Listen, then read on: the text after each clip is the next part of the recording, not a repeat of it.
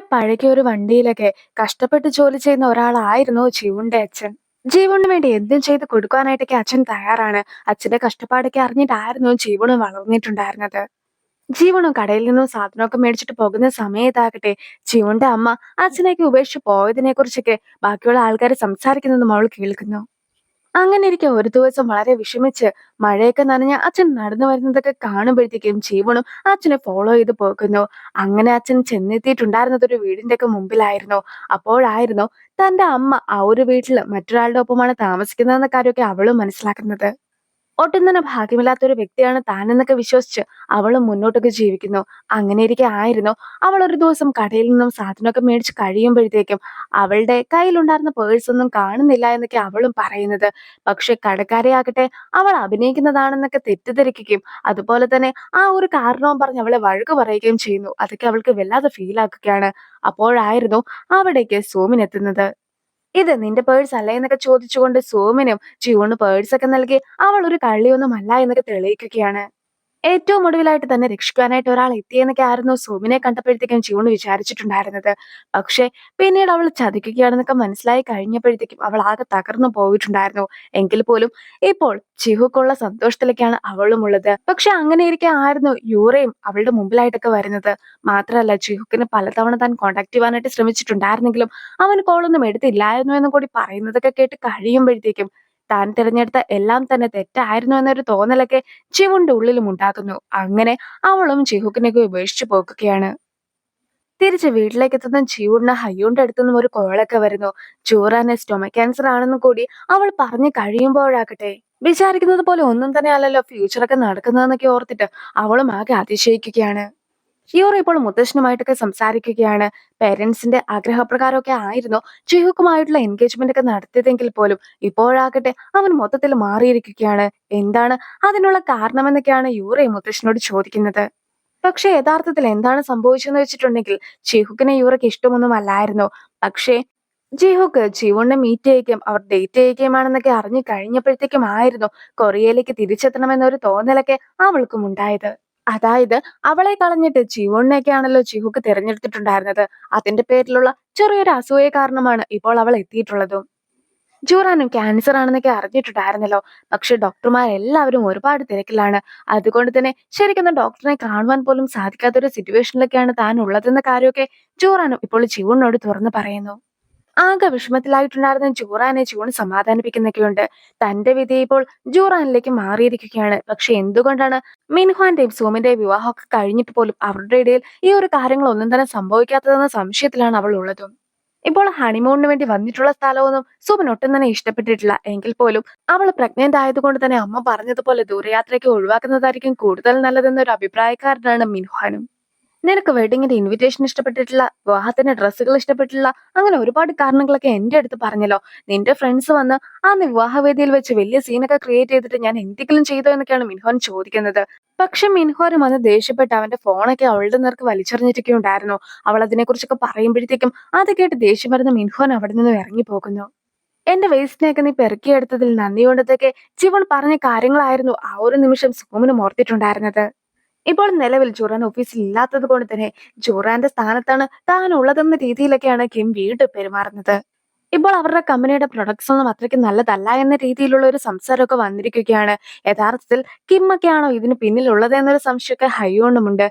ഹയ്യോണും ആ ഒരു കാര്യങ്ങളെക്കുറിച്ച് എല്ലാം തന്നെ ജീവന്റെ അടുത്തും ചർച്ച ചെയ്യുന്നു. പക്ഷെ ഈ ഒരു കാര്യങ്ങളൊന്നും തന്നെ ഈ ഒരു സന്ദർഭത്തിൽ ജുറാനെ അറിയിക്കുവാനായിട്ട് സാധിക്കുകയില്ല. അവൾ ഒന്നാതെ വിഷമിച്ചൊക്കെ ഇരിക്കുകയാണല്ലോ. ഇനി നമ്മൾ എങ്ങനെയാണ് മുന്നോട്ട് പോകുക എന്നൊക്കെയാണ് ഹയ്യോൺ ചോദിക്കുന്നതും. ഞാനിപ്പോൾ ആകെ സംശയത്തിലാണ് ഉള്ളത്. മിർഹാനും സുമനും കൂടി വിവാഹം കഴിച്ചാൽ എല്ലാ കാര്യങ്ങളും ശരിയാകുമെന്നായിരുന്നു ഞാൻ വിചാരിച്ചതും. പക്ഷെ ഇപ്പോഴാകട്ടെ വിചാരിച്ചതിനും അപ്പുറത്തേക്കൊക്കെ കാര്യങ്ങൾ കടന്നു പോയിരിക്കുന്നു എന്നൊക്കെ പറഞ്ഞ് ജിയോൺ സംസാരിക്കുമ്പോഴത്തേക്കും ചീഹുക്കും നീ ഈ ഒരു കമ്പനിയിലൊക്കെ വർക്ക് ചെയ്തതല്ലേ, അങ്ങനെ ഇരിക്കെ ഞാൻ വിവാഹം കഴിച്ചതായിട്ട് നീ ഏതെങ്കിലും കാലത്ത് കേട്ടിട്ടൊക്കെ ഉണ്ടായിരുന്നോ? അല്ലെങ്കിൽ തന്നെ ഞാനും യൂറയും തമ്മിലുള്ള റിലേഷൻഷിപ്പ് ഒക്കെ കുറച്ച് വർഷം കഴിയുമ്പോഴത്തേക്കും ഇല്ലാതാകുന്നതായിരുന്നു. അതുകൊണ്ട് തന്നെ ഇതെല്ലാം അറിയാവുന്ന ഞാനാകട്ടെ കുറച്ച് നേരത്തെ തന്നെ റിലേഷൻഷിപ്പ് ഒക്കെ ഇല്ലാതാക്കി. ഞങ്ങൾ ഫാമിലി ഫ്രണ്ട്സ് ആയതുകൊണ്ട് തന്നെ ഒരു ഇഷ്ടമൊന്നും ഇല്ലാതെ തന്നെ ആയിരുന്നു ഞങ്ങൾ തമ്മിലുള്ള വിവാഹമൊക്കെ വീട്ടുകാർ ഉറപ്പിച്ചും വെച്ചിട്ടുണ്ടായിരുന്നത്. അതിലിപ്പോൾ പിന്മാറുന്നതിൽ എന്താണ് തെറ്റുള്ളതെന്നൊക്കെയാണ് ജീഹുക്കും ചോദിക്കുന്നത്. നിന്റെ അടകിനൊക്കെ ശേഷമായിരുന്നു നിന്റെ അടുത്ത് പ്രണയമുണ്ടെന്നുള്ള സത്യം ഞാനും മനസ്സിലാക്കിയത്. അതുകൊണ്ടാണ് ഇത്തവണ ഞാൻ എത്തിയതിന് ശേഷം എല്ലാ കാര്യങ്ങളും നിനക്ക് വേണ്ടി ചെയ്തൊക്കെ തന്നിട്ടുണ്ടായിരുന്നതെന്നൊക്കെ ജിഹോക്ക് പറയുമ്പോഴത്തേക്കും അതൊന്നും തന്നെ വിശ്വസിക്കാനായിട്ട് സാധിക്കാത്ത ഒരു സിറ്റുവേഷനിലായിരുന്നു അവളും ഉണ്ടായിരുന്നത്. അവൾക്ക് 14 വയസ്സുള്ള സമയത്തായിരുന്നു അവളുടെ അമ്മ തന്റെ പ്രണയത്തെയൊക്കെ കണ്ടെത്തി ഞങ്ങളെ ഉപേക്ഷിച്ച് പോയിട്ടുണ്ടായിരുന്നത്. പക്ഷെ അമ്മ പോയതിനു ശേഷം അതെല്ലാം തന്നെ സഹിച്ചിട്ടുണ്ടായിരുന്നത് ഞാനും എന്റെ അച്ഛനും ആയിരുന്നു എന്നൊക്കെയാണ് അവൾ പറയുന്നത്. സ്വന്തം ലൈഫൊക്കെ റിസ്കിലാക്കിക്കൊണ്ട് തെറ്റായിട്ടുള്ള ഒരാളെ തിരഞ്ഞെടുക്കുവാനായിട്ട് താൻ തയ്യാറല്ല എന്നൊക്കെ പറഞ്ഞ് ചിവൺ പോകുവാനായിട്ട് നോക്കുമ്പോഴാകട്ടെ വിദേശത്തുണ്ടായിരുന്ന ഒരു ഡോക്ടറിന്റെ കോണ്ടാക്റ്റ് ഒക്കെ ഇപ്പോൾ ചീഹുക്ക് നൽകുന്നു. അതായത് കഴിഞ്ഞ 6 മാസമായിട്ട് അവനും അവൾക്ക് ക്യാൻസർ ഒക്കെ വരികയാണെങ്കിൽ ട്രീറ്റ്മെന്റ് ഒക്കെ നടത്തണമല്ലോ, അതിന്റെ പേരിൽ ഈ ഒരു ഡോക്ടറിനെ കോണ്ടാക്ട് ചെയ്യുന്നതായിരുന്നു. ഇപ്പോഴാണ് എല്ലാ കാര്യങ്ങളും റെഡിയായത്. യൂറാൻ അവിടേക്ക് ചെല്ലുന്ന സമയത്ത് തന്നെ അവൾക്ക് വേണ്ട രീതിയിലുള്ള ട്രീറ്റ്മെന്റ് ഒക്കെ കൊടുക്കുന്നതായിരിക്കുമെന്നൊക്കെ അവനും പറയുകയാണ്. യൂറയും ഇപ്പോൾ ജീവനെ വിളിപ്പിച്ചിരിക്കുന്നു. എനിക്ക് അവൻ എൻഗേജ്ഡ് ആണെന്നുള്ള കാര്യമൊന്നും അറിയിക്കുകയില്ലായിരുന്നു. അവന്റെ ഒപ്പം നല്ലൊരു ജീവിതമൊക്കെ നയിക്കാമെന്നാണ് ഞാൻ വിചാരിച്ചിരുന്നതെങ്കിൽ പോലും നിങ്ങളുമായിട്ട് അവൻ എൻഗേജ്ഡ് ആയിരുന്നു എന്ന സത്യമൊക്കെ മനസ്സിലാക്കി കഴിഞ്ഞപ്പോഴത്തേക്കും ഞാനും എല്ലാ കാര്യങ്ങളും അവസാനിപ്പിച്ചിരിക്കുകയാണെന്നൊക്കെയാണ് ജീവൻ പറയുന്നത്. നിനക്ക് 7 വർഷത്തോളം ഒരു റിലേഷൻഷിപ്പ് ഒക്കെ ഉണ്ടായിരുന്നതല്ലേ? അങ്ങനെ ഇരിക്കെ അയാളെ ഉപേക്ഷിച്ചിട്ട് നീ എന്തിനാണ് യുവാൻ കെ കമ്പനിയുടെ ഓണർ ആയിട്ടുള്ള ചീഹോക്കിനെ സെലക്ട് ചെയ്തിട്ടുണ്ടായിരുന്നതെന്നൊക്കെ യൂറ ചോദിക്കുമ്പോഴത്തേക്കുമാണ് ജിയോണും ഈ ഒരു കാര്യങ്ങളൊക്കെ നേരത്തെ തന്നെ അറിഞ്ഞിട്ടുണ്ടായിരുന്നു എന്ന കാര്യമൊക്കെ യൂറയ്ക്കും മനസ്സിലാകുന്നത്. എങ്കിൽ പോലും അവളെ പോലെയുള്ള ആൾക്കാരെയാണ് തനിക്ക് ഇഷ്ടമില്ലാത്തതെന്നാണ് യൂറ പറയുന്നത്. അങ്ങനെയുള്ളവർക്ക് ആർത്തിയൊക്കെ ഉണ്ടെങ്കിൽ പോലും ഇല്ല എന്നൊക്കെ അഭിനയിക്കും. അതുപോലെ തന്നെയാണ് ഇപ്പോഴും. നിനക്ക് എല്ലാ സത്യങ്ങളും അറിയാഞ്ഞിട്ട് പോലും ഒന്നും തന്നെ അറിയിക്കുകയില്ല എന്ന രീതിയിലൊക്കെയല്ലേ പെരുമാറിയത്. നിന്റെ ജീവിതം അവൻ കാരണമാണ് മാറുന്നതെന്നൊക്കെ നീ ചിന്തിക്കുവാനേ പാടില്ല എന്നൊക്കെ യൂറ പറയുമ്പോഴാകട്ടെ എനിക്ക് നിന്നെ പോലെയുള്ള ആൾക്കാരെയാണ് ഒട്ടും തന്നെ ഇഷ്ടമില്ലാത്തത്. അവൻ യുവാൻ കെ കമ്പനിയുടെ ഓണർ അല്ലെങ്കിൽ പോലും എനിക്ക് ആ ഒരു കാരണം കൊണ്ട് തന്നെ അവന്റെ അടുത്തുള്ള സ്നേഹം ഒരിക്കലും കുറയുന്നതായിരിക്കുകയില്ല. മാത്രമല്ല അവൻ ഇല്ലാതെ തന്നെയാണ് എന്റെ ജീവിതം ഞാൻ തന്നെ മാറ്റിയെടുത്തിട്ടുണ്ടായിരുന്നതെന്നൊക്കെ ജീവനും മറുപടി കൊടുക്കുന്നു. ജിയോക്ക് വീട്ടിലെത്തുമ്പോഴത്തേക്കും നേരത്തെ ജിയോക്ക് കൊടുത്തിട്ടുണ്ടായിരുന്ന ഗിഫ്റ്റൊക്കെ അവളും അവന്റെ വീടിന് മുമ്പിലൊക്കെ കൊണ്ടുവന്ന് വെച്ചിട്ടുണ്ടായിരുന്നു. ജീവണ് വരേണ്ടിയിരുന്ന ക്യാൻസർ ഒക്കെ ആണല്ലോ ഇപ്പോൾ ചൂറാനുള്ളത്. അങ്ങനെ ഇരിക്കെ അവൾ അതിനെക്കുറിച്ച് കൂടുതലായിട്ടൊക്കെ ആലോചിക്കുകയാണ്. ചൂറാനും ഇപ്പോൾ വീട്ടിൽ നിന്നും തിരികെ അവളുടെ വീട്ടിലേക്കൊക്കെ പോകുകയാണ്. ഈ ഒരു സമയത്ത് തൊട്ടടുത്തായിട്ട് തന്നെ മറ്റൊരു കാറിലൊക്കെ ലീയും വെയിറ്റ് ചെയ്യുന്നുണ്ടായിരുന്നു. ജൂറാന്റെ ഹസ്ബൻഡും അതുപോലെ തന്നെ ജൂറാന്റെ റെസ്റ്റോറന്റിൽ വർക്ക് ചെയ്യുന്ന ഒരു പെൺകുട്ടിയും തമ്മിൽ ഒരു റിലേഷൻഷിപ്പിലേക്കാണല്ലോ. ഈ ഒരു കാര്യം അറിയാവുന്നത് ലീക്കാണ്. അങ്ങനെ ഇരിക്കെ താൻ ഇതിന്റെ ഇടയ്ക്ക് എന്തെങ്കിലും ചെയ്യേണ്ടതായിട്ടുണ്ടോ എന്നൊക്കെയാണ് ലീ ഓർക്കുന്നത്. നേരത്തെ മിൻഹ്വാൻ തന്നെ ചതിച്ചിട്ടുണ്ടായിരുന്നത് പോലെ തന്നെ ജൂറാന്റെ ഹസ്ബൻഡ് അവളെയും ചതിക്കുമായിരിക്കുമെന്ന സംശയത്തിലൊക്കെ ആയിരുന്നു ജൂൺ ഇരുന്നിട്ടുണ്ടായിരുന്നത്. അങ്ങനെ ഇരിക്കെയാണ് ജിഹോക്കും ജിയോണിന്റെ കയ്യിൽ ഒരു ഡോക്ടറിന്റെ കോണ്ടാക്ട് ഒക്കെ കൊടുത്തിട്ടുണ്ടായിരുന്നല്ലോ.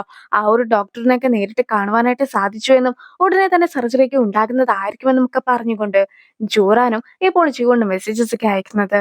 മിൻഹ്വാന്റെ അമ്മ ഒരു വീടൊക്കെ അവന് വാടകയ്ക്ക് എടുത്ത് കൊടുത്തിട്ടുണ്ടായിരുന്നല്ലോ. പക്ഷെ അവനിപ്പോൾ ഒരുപാട് കടബാധ്യതയൊക്കെ ഉള്ളത് കൊണ്ട് തന്നെ ആ ഒരു റെന്റിന് കൊടുത്ത പണം എല്ലാം തന്നെ തിരിച്ചു മേടിച്ചിട്ട് അമ്മേനെ ആ ഒരു സ്ത്രീ പറ്റിച്ചതായിരുന്നു എന്നും പണമൊക്കെ നമുക്ക് നഷ്ടപ്പെട്ടു എന്നുമൊക്കെയാണ് മിൻഹ്വാനും അമ്മയോട് കള്ളം പറയുന്നത്. ഈ ഒരു കാര്യത്തിൽ പണം നഷ്ടപ്പെട്ടിട്ട് പോലും മിൻഹ്വാനെ അല്ലാതെ സോമിനെയാണ് അമ്മ കുറ്റപ്പെടുത്തുന്നത്. മിൻഹ്വാൻ ഈ ഒരു കാര്യത്തെക്കുറിച്ചൊക്കെ എന്തറിയാം? കെട്ടിക്കൊണ്ട് വരുന്ന പെണ്ണുങ്ങളല്ലേ ഇതൊക്കെ നോക്കിയും കണ്ടും ചെയ്യേണ്ടത്. അതുകൊണ്ട് തന്നെ എല്ലാ കുറ്റവും നിന്റേത് മാത്രമാണെന്നൊക്കെയാണ് അമ്മ പറയുന്നത്. പക്ഷെ ഇതിൽ ഞങ്ങളുടെ എന്ത് തെറ്റാണുള്ളത്? അമ്മയല്ലേ വീട് പോലും തീരുമാനിച്ചിട്ടുണ്ടായിരുന്നത്. അങ്ങനെ ഇരിക്കെ ഇതെല്ലാം തന്നെ അമ്മയുടെ തെറ്റാണെന്നൊക്കെ പറഞ്ഞ് സോമനും അമ്മയ്ക്കെതിരായിട്ടൊക്കെ സംസാരിക്കുമ്പോഴത്തേക്കും നീ വെറും ഒരു കോൺട്രാക്ട് എംപ്ലോയി അല്ലേ, നിന്റെ കയ്യിൽ പണമൊന്നും ഉണ്ടാക്കുകയില്ലല്ലോ എന്നൊക്കെ മിൻഹ്വാനും സോമിന്റെ അടുത്തൊക്കെ പറയുന്നു. പക്ഷെ അപ്പോഴായിരുന്നു ഞാനും എന്റെ കയ്യിലുണ്ടായിരുന്ന പണമൊക്കെ സ്റ്റോക്സിൽ ഇൻവെസ്റ്റ് ചെയ്തിട്ടുണ്ടായിരുന്നു. ഇപ്പോഴാകട്ടെ അത് വലിയൊരു എമൗണ്ട് ഒക്കെ ആയിട്ടുണ്ട്. അതുകൊണ്ട് തന്നെ എന്റെ കയ്യിൽ ആവശ്യത്തിൽ കൂടുതൽ പണമുണ്ടെന്നൊക്കെ സോമിനും പറയുന്നത്. അമ്മേനെ ഒന്ന് സോപ്പിടുന്ന രീതിയിലൊക്കെ ആയിരുന്നു അവൾ സംസാരിച്ചിട്ടുണ്ടായിരുന്നത്. മാത്രമല്ല തന്റെ കുഞ്ഞിനെ കുറിച്ചെങ്കിലും അമ്മ ഓർത്തിട്ട് അവനെ ഒന്നും വഴക്ക് പറയാതിരിക്കണമെന്നൊക്കെ സുവൻ പറയുമ്പോഴത്തേക്കും അമ്മയും അതിനോടൊക്കെ യോജിക്കുന്നു. തിരിച്ച് റൂമിലൊക്കെ എത്തി കഴിയുമ്പോഴത്തേക്കും മിൻഹ്വാനും ഇപ്പോൾ അമ്മ കുറച്ച് ദേഷ്യപ്പെട്ടൊക്കെ സംസാരിക്കുമെങ്കിൽ പോലും നമ്മുടെ കുഞ്ഞൊക്കെ എത്തി കഴിഞ്ഞിട്ടുണ്ടെങ്കിൽ അമ്മ വളരെ പാവമായി മാറുന്നതായിരിക്കുമെന്നൊക്കെ പറയുകയാണ്. സോമനും ഇപ്പോൾ മിൻഹ്വാന്റെ അടുത്ത് മറ്റൊരു കളവൊക്കെ പറയുകയാണ്. യഥാർത്ഥത്തിൽ അവൾ ഗർഭിണിയായിട്ടില്ലായിരുന്നെങ്കിൽ പോലും ഞാൻ ഗർഭിണിയായിരുന്നുവെന്നും പിന്നീട് എനിക്ക് കുഞ്ഞിനെ നഷ്ടപ്പെട്ടു എന്നുമാണ് അവൾ അറിയിക്കുന്നത്. അതായത് കല്യാണത്തിന്റെ അന്ന് സുമിന്റെ ഫ്രണ്ട്സ് ഒക്കെ വന്ന് കല്യാണം ആകപ്പാടെ അലങ്കോലമൊക്കെ ആക്കിയിട്ടുണ്ടായിരുന്നല്ലോ. അപ്പോഴത്തെ ദേഷ്യത്തില് മിൻഹ്വാനും കയ്യിലുണ്ടായിരുന്ന ഫോണൊക്കെ അവൾക്ക് നേരെ വലിച്ചെറിഞ്ഞിട്ടുണ്ടായിരുന്നു. അപ്പോൾ മുതൽ അവൾക്കൊരു വയറുവേദനയൊക്കെ ഉണ്ടാക്കുകയും പിന്നീട് ആ ഒരു വയറുവേദന കൂടിയിട്ട് കുഞ്ഞിനെ തന്നെ തനിക്ക് നഷ്ടപ്പെടുകയും ചെയ്തിട്ടായിരുന്നു ഉണ്ടായിരുന്നതെന്നൊക്കെയാണ് അവളും പറഞ്ഞത്. ഇതെല്ലാം തന്നെ ആ ഒരു മിൻഹ്വാൻ വിശ്വസിക്കുന്നുമുണ്ട്. അപ്പോൾ ആ ഒരു സീനോട് കൂടി ഈ ഒരു വീഡിയോ അവസാനിപ്പിക്കുകയാണ്. അടുത്തൊരു വീഡിയോ ആയിട്ട് ഇത്രയും വേഗം കാണാം. ബൈ.